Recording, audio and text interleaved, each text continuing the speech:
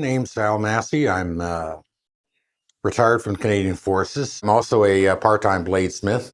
I'm into militaria and recreating medieval and ancient blades. Damascus, the capital of Syria and one of the oldest cities in the world. Built at the crossroads of ancient trade routes that connected Egypt with Asia Minor and Lebanon with the Euphrates River Valley, Damascus has been an intersection of cultures, knowledge, and faith for almost 4,000 years. It was on the road to Damascus that the Bible says Paul the Apostle converted to follow Christ. The Muslim prophet Muhammad refused to enter Damascus, saying that man should only enter paradise once. But everyone wants a piece of paradise. Damascus has been fought for and conquered countless times over the millennia. Little wonder that the city's blacksmiths learned to forge legendary blades of steel. Alan, you brought an interesting item here today, this particular knife. Maybe you can describe exactly what it is? This is a traditional Kurdish-style dagger carried in the Middle East for a long time. This is what's referred to as a khanjar. What makes this special is its blade. It's an old Persian blade, very likely 300 years old or more, and it's made of a type of steel that locals referred to as fulad and nowadays referred to as woots, and classically it's Damascus steel of legend. It's a pattern referred to as kara taban, which sounds very fancy, but in fact the pattern simply means in Persian black and shiny. The pattern looks like waves. The reason for the name, Damascus was a big trading city in Syria. It was where they saw these, but Damas is also an early Arabic term for water, and it's the idea that the surface may look like ripples in water.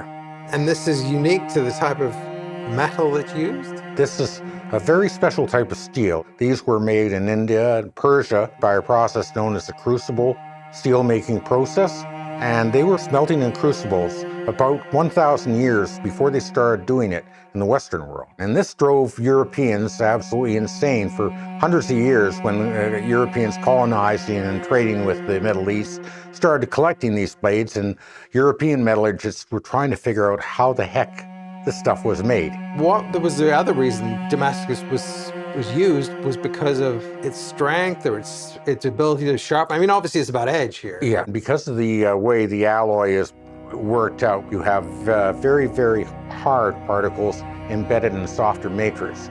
Think, if you will, like a rubber grinding wheel, but which has like diamond dust impregnated in the wheel or things like that that enable it to cut steel, but it's soft enough that you could push into it with your fingernail. That's the idea. You have these hard particles embedded in a softer matrix, and this means it holds an edge for a long time. It was very valued metal. All throughout the Middle and Near East, for a long period of time, if you were a warrior, it didn't matter if you were Afghani, if you were a Kurd, whatever, and you didn't have a Damascus steel blade, it was considered that you didn't really have the best you could be holding. Finally, at the end, though, very sadly, as local ores ran out that had the qualities you needed, it literally wasn't worth keeping up the secrets that were passed on from bladesmith to bladesmith. So they literally forgot how to work the ingots properly. And this may have actually been why it eventually stopped being made. Obviously, you're a collector, Al. How did you acquire this? And was this on your list of items that you needed for your collection? Something like that was on my list of things to get before I died. I was in the service for a while, and our ship went to Istanbul, which is very well known for its bazaars and its antiques and everything else. And I went looking for a blade of this type of steel, and I was actually looking for something in the order of a traditional Middle Eastern saber blade, but they told me it was almost impossible to find them. And this is in the 1990s. Back then, in that area, these were all getting snatched up by collectors anyway. So I found one really nice one, I thought, and decided, well, you have yourself a genuine Damascus blade. Now you have something you can't make yourself. This stuff appears in legends about the Crusades. You have the story of Richard the Lionheart and Saladin meeting, and Saladin taking one of these blades and slicing a pillow in two and things like that. So certainly some ceremonial side to it, or was it practical? I don't know enough about the culture. This style is associated with the Kurds, Now, I understand that one of the things about Kurdish men were all supposed to wear this type of dagger, or carry a dagger with them. And this may have been the inspiration for Frank Herbert in his books, Dune series. He has these desert people, they all have their daggers, and they sing songs to their daggers and eat with them and sleep with them and everything. And this seems to be some of the inspiration of this, the importance of the dagger as a symbol essentially of one's status. Although this was a weapon, this wasn't really a battlefield weapon. A lot of the time it would be like a personal defense weapon, you could call it now, and a last-ditch weapon where if you were at such close quarters, you couldn't use anything else. If you had to haul this out in the middle of battle, you were in trouble because all your other weapons were gone or broken.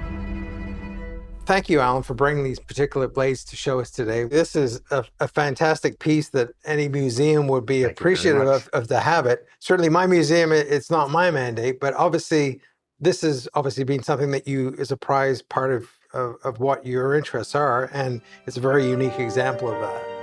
I haven't seen a dagger like that before. Obviously the rarity that we've seen today is presented very well, and I think it's a privilege to see something like that.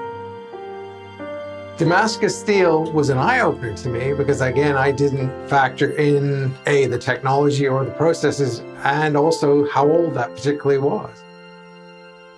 And the influences of India, of the Far East, and creating something very special that's held through.